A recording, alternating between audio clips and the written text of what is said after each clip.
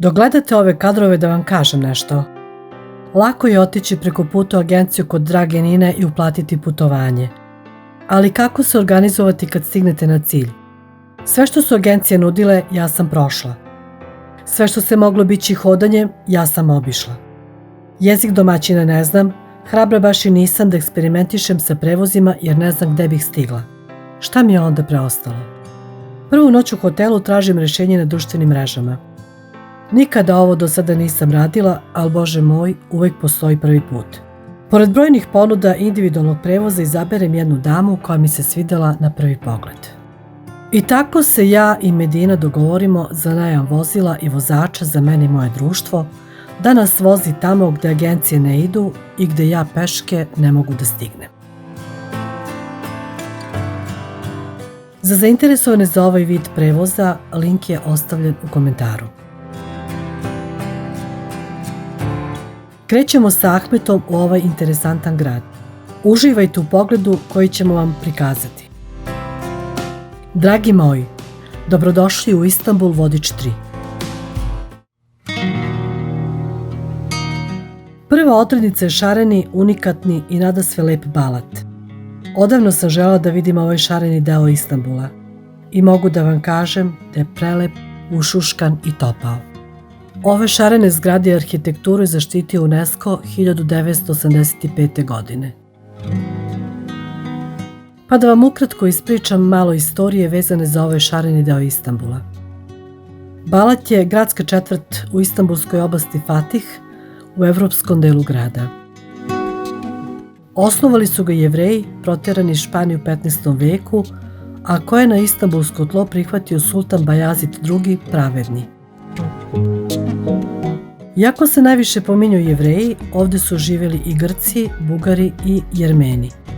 Danas je struktura stanovništva znatno drugačija.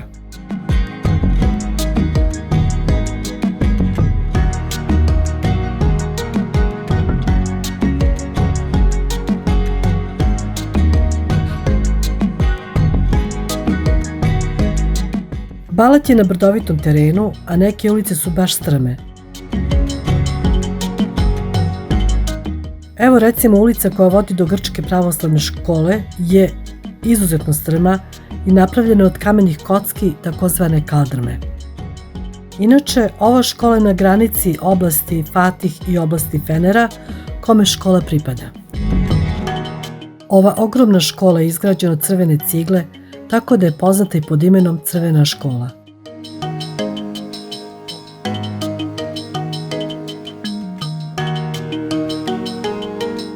Osnovana je 1454. godine, a krajem 19. veka sagrađena je ova nova zgrada koja dominira svojom veličinom. U ovom lepom i šarenom mestu ima puno malih lokala i kafića koji su podjednako šareni i neobični koliko i ulice Balata.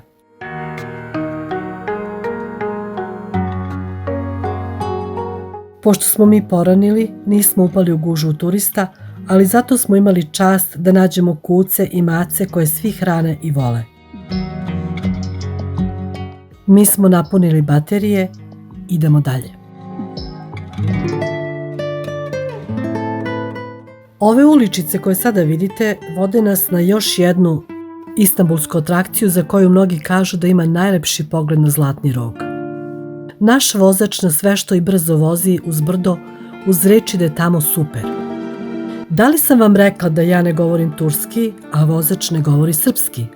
Ali mi smo se tako lepo ispričali, ljudi moji, sve smo se razumeli.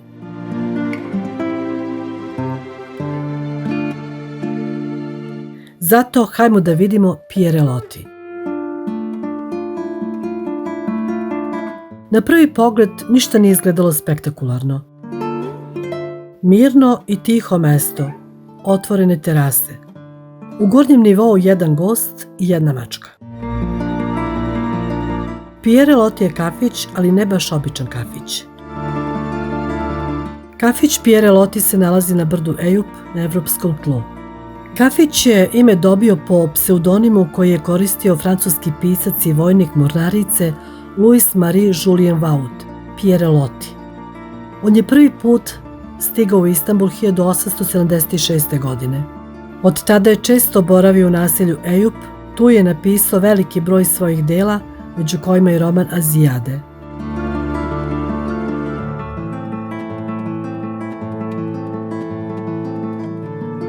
Ovo mesto je poznato po spektakularnom pogledu na Zlatni rog, postoji od 1892. godine, a u čast pisca i dan danas nameštaj i konobarska odeća podsjeća na kraj 19. veka.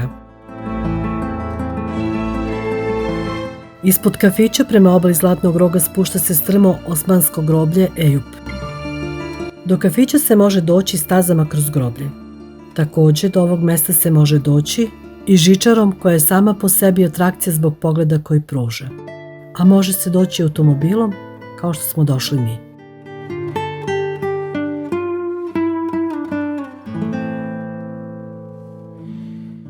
Poželjno je doći ranije da bi se izbegle gužve.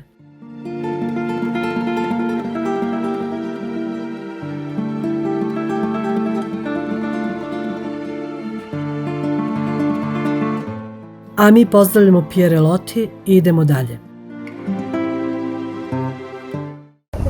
Pa da krenemo. Ispred nas se nalazi Ortokaj džamija.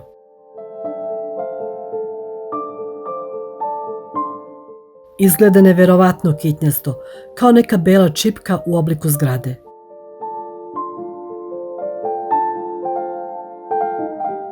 Osnivač je bio sultan Abdulmedžida.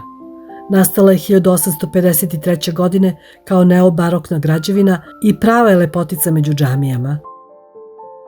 Napravljena je od belog mermera i ima dva velika minareta. Radile su arhitekte koje su pravile Dolambahče palatu.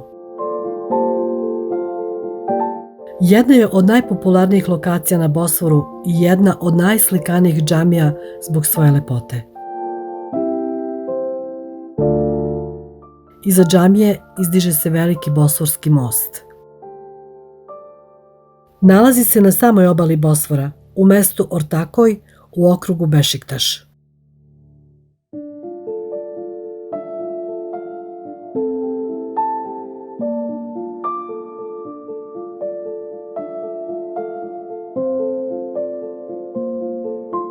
Kada sam ušla u džamiju, ostala sam zadivljena njenim unutrašnjim izgledom. Unutrašnjost džamije je u nežnim roze i ciglenim bojama sa velikim lučnim prozorima.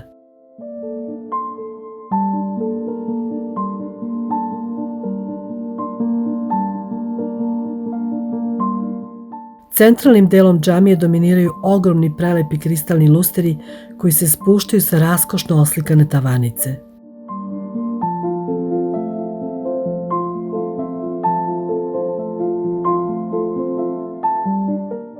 Sva je u pastelnim nijansama, izuzetno je svetla i nekako je nežna.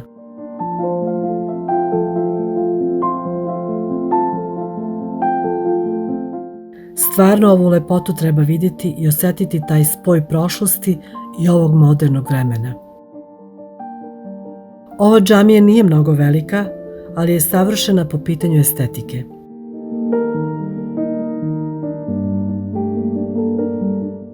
A ispred džamije na trgu nalaze se brojne radnjice, restorani, kafići, ulični prodavci rukotvorina, suvenirnice. Ima za svakoga po nešto.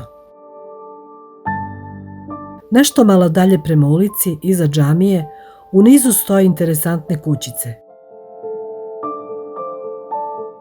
Iz njih simpatični prodavci gestikulacijom zovu kupce.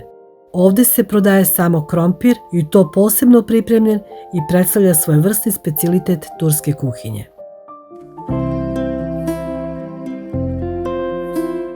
Naš vozač nas je dovezao do Dolambahče palate i ostavio da uđemo. Tu kraj ulaza prema Bosforu nalazi se sat kula.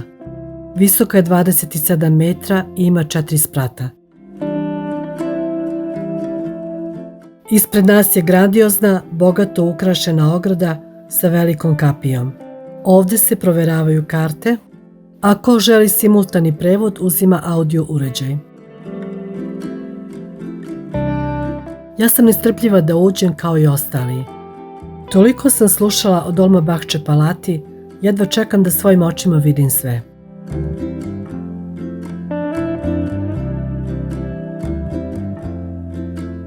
Podaci govore da je izgradnja palate koštala 35 tone zlata, što je u današnjoj vrednosti oko 1,5 milijarde dolara. Ova palata važi za najveću u Turskoj. Površina palate je 45.000 kvadratnih metara. Ima 285 sobe, 68 toaleta, 6 hamama i 46 hola. Dolmabahče palata je poznata i po velikom reformatoru i osnivaču moderne turske države Kemalu Ataturku, koji je preminuo u jednoj od soba ove palate.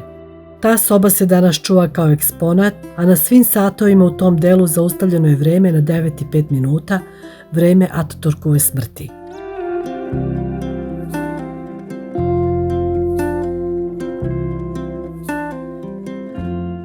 Dok se ređuju slike ovog neverovatnog zdanja, da vam ukratko kažem nekoliko istorijskih podataka. Dolmabahče palatu je dao da se sagradi sultan Abdulmedžid I. Želeo je da ta palata bude drugačija od tadašnjih tradicionalnih dvoraca.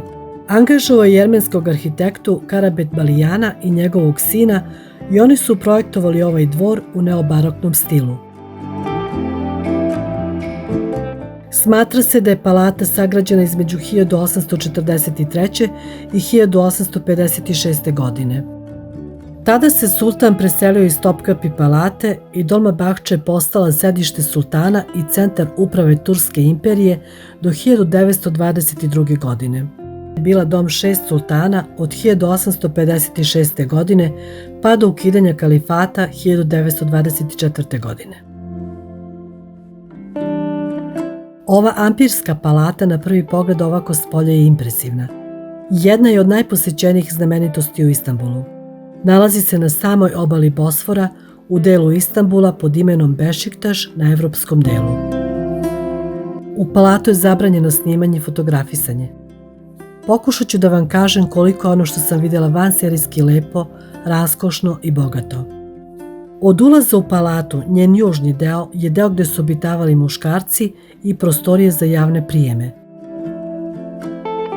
Severni deo palate je bio namenjen ženama sa haremskim prostorijama. Primetno je da je palata ukrašena sa mnogo zlata i kristala. 14 tona zlata je iskorišćeno za ukrase na plafonima. Čitava umetnička dela. Podovi su prekriveni veličanstvenim ručno rađenim tepisima, stubovi su od mermera, a nameštaj od punog drveta.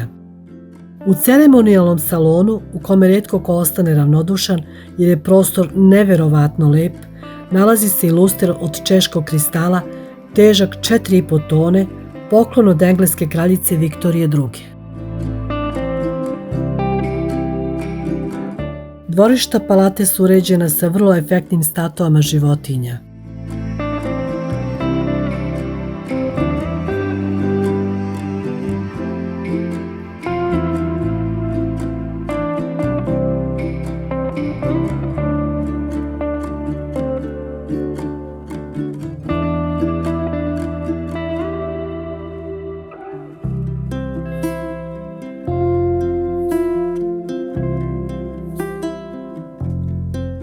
A prema obali Bosfora grandiozne bele raskošne kapije. Kažu da su to najslikanije kapije na svetu.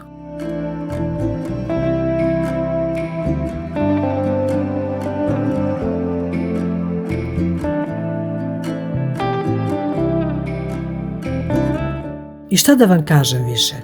Dolmabahče palata je toliko lepa i grandiozna da ne postoje reči da se opiše. Po meni, ovo je definitivno istanbulska atrakcija broj 1. Vidimo se u nekoj novoj priči.